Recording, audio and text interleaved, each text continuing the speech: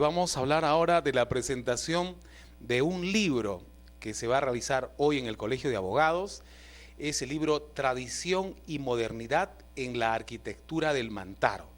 Y tenemos acá tres ilustres visitantes. Está con nosotros el exministro de Educación, Javier Sota Nadal, también uno de los autores del libro, que es el arquitecto Jorge Burga, y el arquitecto César Moncloa. Vamos a comenzar con el ministro. Don Javier, ¿cómo está? Bienvenido acá a Canal 39 Radio del Pueblo. Muchísimas gracias.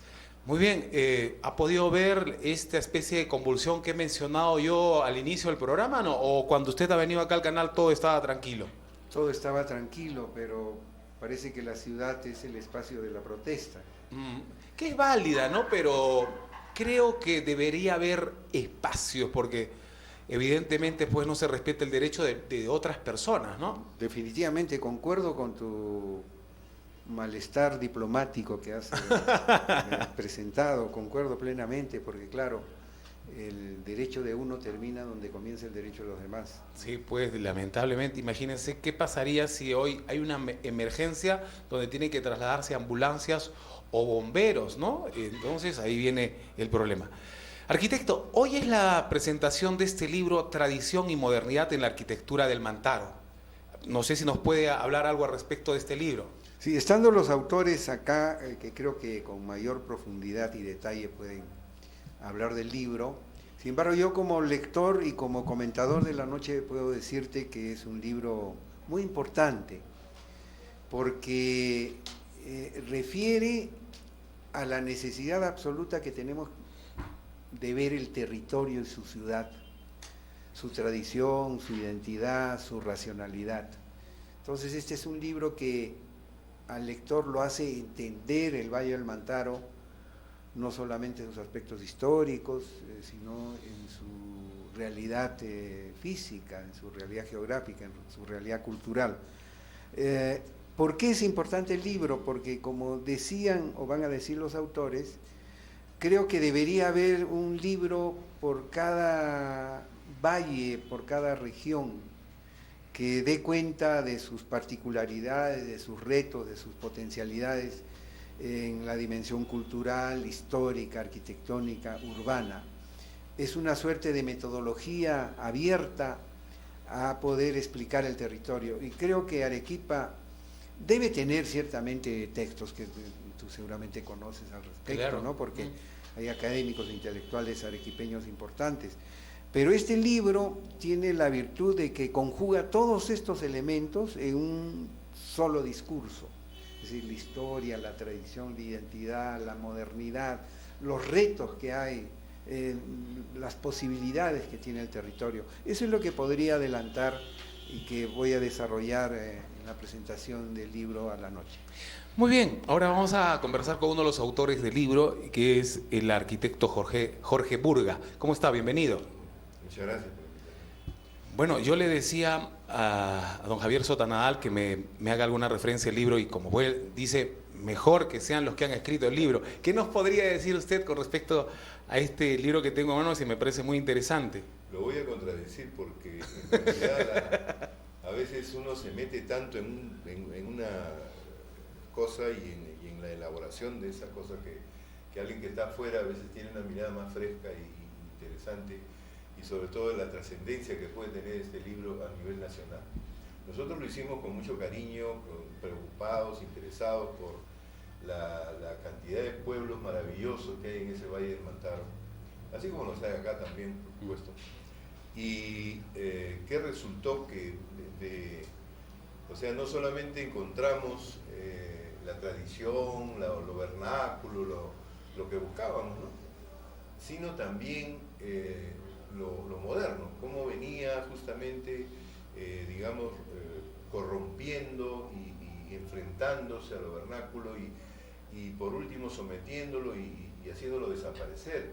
Ustedes tienen acá en Arequipa la suerte de contar con una ciudad que más o menos se defiende, ha sido declarada patrimonio, en fin, pero en Huancayo es un desastre, no queda nada casi de lo que fuera o de los valores tradicionales que tenía.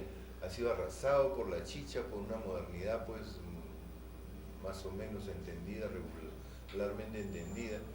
Y entonces, ahora, desgraciadamente en esto de lo chicha y lo moderno, no hay una cosa que diga uno, aquí a este lado de la margen izquierda del río Mantaro están los chichosos y a la margen derecha están los tradicionales, los vernáculos. No, porque el propio autor que vive en una casa vernácula destruye su casa para construir una casa chicha. ¿A qué se refiere con casa chicha? Bueno, es un término que ya yo manejaba desde antes, pero lo hemos incluido en el análisis final, en esta especie de gran, digamos... ¿Es una mezcla, una fusión? Claro, de alguna manera es una mezcla, la chicha es parte de una mezcla inicial de lo moderno con lo tradicional, pero una mezcla muy burda, muy elemental, ¿no? Y sin embargo, como todo movimiento, etcétera, está empezando a afinarse. Curiosamente, hay en este momento, digamos, manifestaciones chichas que son rescatables, ¿no? Algunas que están más cerca de lo vernáculo y otras que están más cerca de lo moderno, del polo moderno, digamos, pero cosas que pueden ser más o menos rescatables, más o menos recuperables, en función de dar una alternativa, sobre todo, a una arquitectura. Acá también ustedes tienen ese problema, ¿no? Sí, pues, sí, es cierto. Si el centro es tomado por los comerciantes y ellos pues se tumban toda la fachada y hacen un edificio moderno de vidrio, de espejos, si es posible, así como lo hacen ahí en el Mantaro, y para hacer sus grandes centros comerciales, ¿no? Pero ese es un fenómeno que nos interesó ahí, pero después fuimos descubriendo que en realidad era un fenómeno que abarca pues todo el Perú, ¿no? En realidad, como dice Javier, cada valle, cada lugar debería hacer su análisis territorial y urbanístico, arquitectónico, en términos de ver estas dos grandes ejes, ¿no? De lo tradicional y lo moderno, y cómo nosotros ahí en este libro tratamos de demostrar cómo ellos pueden ir paralelos, sin estorbarse, sin molestarse, y justamente proponemos una ciudad Malecón Mantaro, que va por el centro del valle, donde queríamos que todo lo moderno se ponga ahí alrededor, que sea como un imán para todo lo moderno y que todo se aglutine ahí y deje tranquilos a los pueblitos, ¿no? Que se están destruyendo y todo por efectos de este comercio y de esta visión tan mercantilista, ¿no? Muy bien, vamos ahora a conversar con otro de los autores del libro, que es el arquitecto César Moncloa. César, ¿cómo estás? Bienvenido. Gracias, bien. Bueno, cuéntame, ¿cómo así tú logras estar dentro de los autores? ¿Cómo te juntas con el resto de los autores? Buena pregunta. Tenía parte de este choque entre lo tradicional y lo moderno, tenía también otra visión de lo que es nuestra proyección a futuro, inclusive como especie. Las ciudades se están convirtiendo rápidamente en el hábitat humano por excelencia. Yeah. Pero este hábitat, esta forma de entender un territorio y de implantarse en él, en las ciudades, no están exentas del territorio natural. Es más, todas las ciudades dependen del área productiva, porque si no, no hay que comer, e importar todo es demasiado caro. O sea, la viabilidad de las ciudades depende muchísimo, desde el comienzo, desde Mesopotamia, 3.500 años antes de Cristo, del área productiva, del área de cultivo que pueda mantener y sostener a esa población tan numerosa, o los recursos hídricos. Y algo que olvidamos muy rápido de nuestro territorio y que nunca debíamos olvidar es de que solo el 4% de nuestro territorio, solo el 4% es apto para la agricultura. 4%. Algunos dicen 8 inclusive, pero o sea, en el mejor de los casos, solamente que en realidad es el 4, es apta, porque claro, si tú te das cuenta que si al Perú le quitas la selva, que la selva no puede servir para hacer agricultura porque deja de ser selva, claro. Le quitas el terreno árido y los desiertos, solo el 4%. Y eso lo sabían muy bien los incas, ¿no? Porque utilizaron los andenes, por ejemplo, para contrarrestar esa geografía tan agreste que tenemos, tan difícil. Exacto, y no solo eso, sino que uno de los valores de cada inca que había era justamente cuánto podía expandir el territorio militarmente, pero también cuánta área de cultivo nueva con andenes podía ganar. Claro. Y en el caso de nuestro territorio, este terreno mágico, productivo, articulador, son los valles. Y es un área muy pequeña, muy preciada. A mí me gusta verlo como si fueran unas pequeñas islas. Porque son pequeñas islas productivas en un gran desierto árido. Y nuestras ciudades se implantan dentro de los valles y cada vez que crecen hay menos área productiva. Entonces, esa visión creo que fue un poco el aporte sobre lo que son nuestras ciudades y el territorio. ¿Y ha habido choques generacionales? O sea, diferentes ópticas, perspectivas, porque tú eres un arquitecto joven, bueno, casi contemporáneo del resto de los... bueno, es un decir. ¿Hubo algo así o no? O tuvieron todo clarísimo que no hubo muchas inconvenientes en esto? Me Me refiero... sí y no. A ver. No hubo ningún choque. Ya. O sea, en realidad todo fue fluyendo bastante bien. Pero te decía no por la parte que decías que lo teníamos todo absolutamente claro. No. Teníamos una idea de lo que queríamos y mientras pasaban los meses nos sorprendía más todo lo que hay todavía por descubrir y por hacer en nuestras ciudades, en nuestras sociedades, dentro de nosotros mismos. Entonces, en realidad fue un proceso donde no hubo ningún choque, sino más bien hubo gratas sorpresas de todo lo que falta por descubrir, todo lo que hay que ampliar. Qué bueno. Sí. Qué bueno, porque yo te digo, por ejemplo, a veces cuando tengo conversaciones con periodistas muy jóvenes, entonces me doy cuenta que tienen otra visión, ¿no? Y entonces es rico conversar de eso porque de ahí sale algo muy positivo, ¿no? Definitivamente. Bueno, ¿y por qué elegir, a ver quién me contesta esta pregunta, ¿por qué elegir Arequipa para la presentación de este libro? ¿No? Por eso tiene que ver... Sí, adelante. Eso tiene que ver más con la Universidad Continental, ¿no? Ya. Nosotros inicialmente cuando presentamos el libro hace un año en Arequipa, que dicho sea de paso, en menos de un año ya se está acabando la edición y los libros que hemos traído aquí a Arequipa van a ser los últimos, se van a rematar en esta fecha y en esta presentación.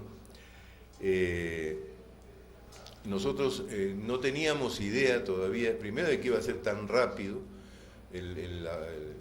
la venta, es decir, la presentación en Huancayo, me acuerdo que eran, ¿cuántos serían? Pues 500 las personas que asistieron a la presentación y se vendieron 300 libros, una cosa inusitada, absurda, porque decía, oye, no puede ser, y todos querían que se firmaran los libros, fue una cola así, y un señor, por ejemplo, pedía, a ver, dame 3 libros, fírmalo, uno para mi suegro, otro para mí. Y, sí, es decir, les importaba porque era su valle, era su realidad y todo.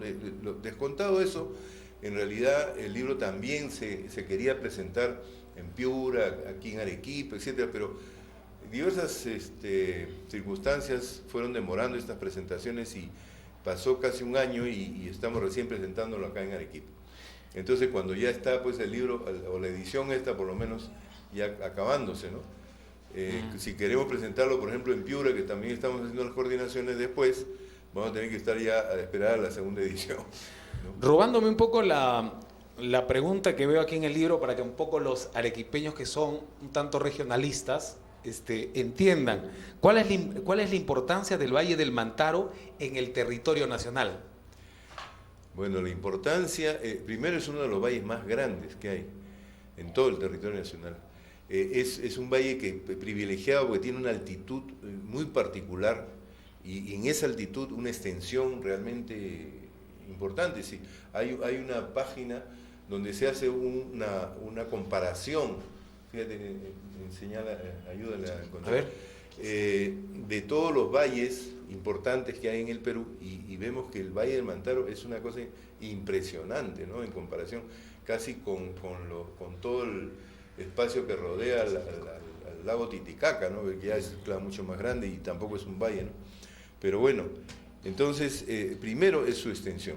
Segundo es que ahí se da una particularidad histórica, porque en todas las otras ciudades importantes del Perú llegan los españoles se reparten la tierra, se dividen, hacen haciendas, etcétera, etcétera. Ahí no, ahí Arguedas tenía mucho interés en este valle porque él pensaba, y como que fue realidad, que los propietarios de la tierra no la soltaron, no la dejaron en manos de los españoles, y siguieron manteniendo. Y él le parecía muy importante cómo uno de estos propietarios podía sentarse en una mesa de igual a igual con un místico, con un señor de... Y entonces eso parece que dejó pues toda una escuela, no solamente de que no hubieran,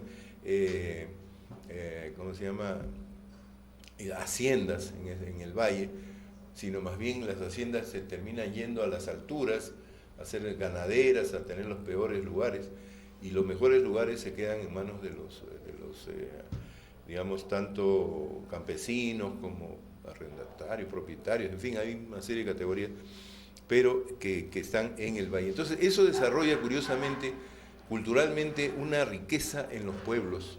Había hace hasta algunas décadas un pueblo, por ejemplo, dedicado a la textilería, otro pueblo dedicado al tallado de la piedra, otro pueblo dedicado al trabajo en oro y plata, así, al trabajo en madera, al trabajo en cerámica. Entonces es una cosa maravillosa. Cada pueblo se hacía y se pintaba de los colores de los ocres que habían en su región. Se hacía, por supuesto, una arquitectura similar y todo, que viene desde, bueno, ahí también todo un capítulo sobre la evolución histórica. Pero entonces nos pareció una cosa muy rica. Hay como 100 pueblos de estos, y nosotros hemos estudiado solamente 20. Escogimos, por supuesto, históricamente, por qué podía ser más importante. Entonces, es cuna de una tradición, ni hablar pues de su danza, de su cultura, digamos, culinaria y todo. Estaba viendo la comparación del Valle del Mantaro con otros valles, y realmente es interesante. El Valle del Mantaro tiene 524 kilómetros cuadrados, el Valle del Colca, que está ubicado acá, tiene 275 kilómetros cuadrados, el Valle del Rímac, Chillón y Lurín, que está ubicado pues en Lima, tiene 509 kilómetros cuadrados, luego el Valle del Cusco, 248 kilómetros cuadrados, el Valle de Cajamarca, 76 kilómetros cuadrados. Realmente importante, ¿no? Si te preguntas por qué no hay más valles ahí, sí, es porque ya no saldrían en la escala, se verían como si fuera un punto. Chiquititito. Cualquier otro valle después de eso ya no se registraría casi en esa escala. Mira, entonces el que más o menos está cerca es el Valle del Colca, entonces para que los arequipeños estén contentos también, ¿no? Sí, porque dice que toda comparación es antipática. Bueno, don Javier, usted está acá, le agradecemos por la espera y con las disculpas del caso, pero de todas maneras no me puedo abstraer de preguntarle algo sobre política, pues, don Javier. ¿Cómo estamos ya muy cercanos a las elecciones? ¿Cómo está viendo estas contiendas políticas donde podemos ver a diario en los medios de comunicación que hay alianzas o que algunos militantes dejan de ser de un lado y se pasan de pronto de ser de izquierda, se pasan a un partido netamente de derecha? ¿Cómo ve estas elecciones? Bueno, te voy a decir un lugar común que seguramente tú compartes, ¿no? La gran desgracia para la democracia en el Perú es que no hay partidos políticos. Eso es cierto. Entonces, al no haber partidos políticos, es el campo, la oportunidad de los oportunistas. Exacto. Entonces, eso ha llevado a que no tengamos representaciones coherentes y consecuentes. Básicamente, la política en el Perú es de caudillo, ¿no?